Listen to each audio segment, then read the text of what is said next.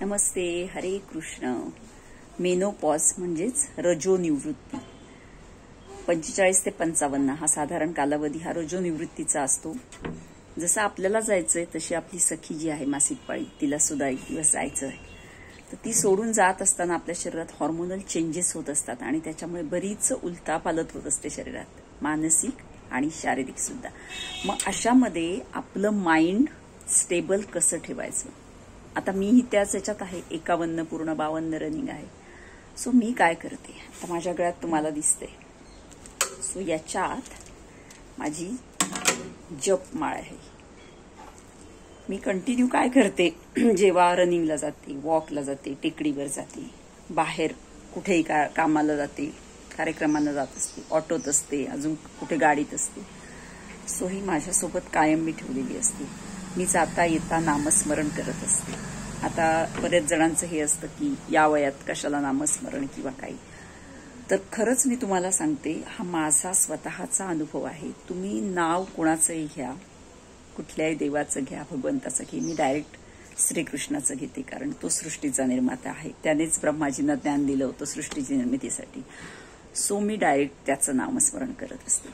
So तुम्ही विष्णू कोणी घेऊ शकेल, सेमच.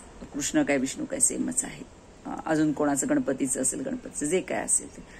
पण नामस्मरणात राहिल्याने ना बऱ्याचशा गोष्टी आपण इतर हाक असा म्हणाला, मग माझी सासू अशीच म्हणाली, माझी नणंद अशीच करते, ती चांगलीच वागत नाही, शेजारीने माझी अशीच करते, अमुक तमुक जे ब्ला नको असलेले विषय डोक्यात येतात, ते विषय डोक्यात येत नाहीत. आणि त्याचे भरपूर सारे बेनिफिट्स आहेत, जे मी माझ्या एका नैराश्यातून सकारात्मकतेकडे किंवा अध्यात्मावर पण एक पुस्तक लिहिलेलं आहे. सो तुम्ही माझी पुस्तकं जरूर वाचा. लैंगिकतेपासून अध्यात्मापर्यंत सगळे विषय त्यात कव्हर केलेले आहेत. सो हा खूप मोठा बेनिफिट आहे.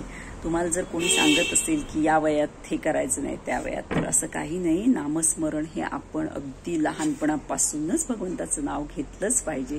आणि जसं मी म्हटलं, प्रचंड सकारात्मकता पाहिजे आपल्याकडे. आजूबाजूला आपल्याबद्दल कोण बोलतंय, सोशल मीडियावर आपल्याबद्दल कोण बोलतंय, याच्याकडे पूर्णतः कान त्यावेळेला बंद आणि डोळेही बंद, तोंडावर पट्टी. हे सगळ्यात बेस्ट ऑप्शन आहे. सो आपला न चुकता रोजचा एक्सरसाइज सगळ्यात मस्ट आहे. तुम्ही व्यायाम काय करता, त्यासाठी वेगवेगळ्या प्रकारचे व्यायाम आहेत. तुम्हाला जे आवडेल ते करा.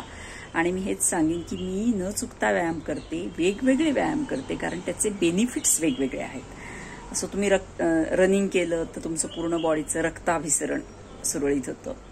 तुम्ही निसर्गात गेलात चढून टेकडी वगैरे, तर ऑक्सिजन लेवल वाढते, ऑक्सिजन छान प्रमाणात मिळतो. सो स्विमिंग केलं तर पूर्ण बॉडीला तुम्हाला एक्सरसाइज मिळतो, व्यायाम मिळतो. सो योगा केला तर बॉडीची फ्लेक्झिबिलिटी वाढते.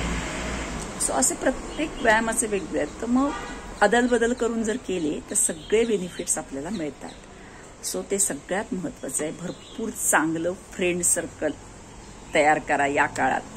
उत्तमातलं उत्तम, वैचारिक लेवल उत्तम असेल अशा लोकांशी फ्रेंडशिप करा.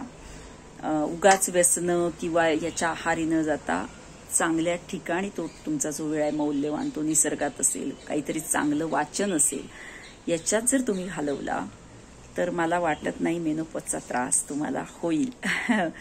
थोडाफार इकडे तिकडे 19-20 व्हायचं, कितीही काळजी घेतली तरी काही गोष्टी आहेत. पण त्याच्यासाठी मन शांत राहायला तरी ऍटलिस्ट मदत कशाची होत असेल तर ती नामस्मरणाची. त्याच्या जोडीला भगवद्गीता असते माझ्याकडे, मी जी कायम वाचत असते. आता मी भगवद्गीतेच्या क्लासलाच बेसिकली निघालीये. सो मी कायम वाचत असते. आणि मी आता क्लासला जाण्याआधी मी म्हटलं एक व्हिडिओ करावा तुमच्यासाठी.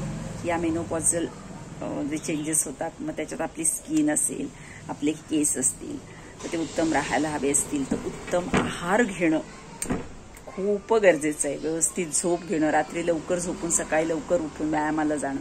आणि सकाळी व्यायाम केला की दिवस अख्खा फ्रेश जातो आणि खूप छान प्रफुल्लित वाटतं आणि सगळं छान राहतं. सो मनापासून कृतज्ञता. थँक्यू.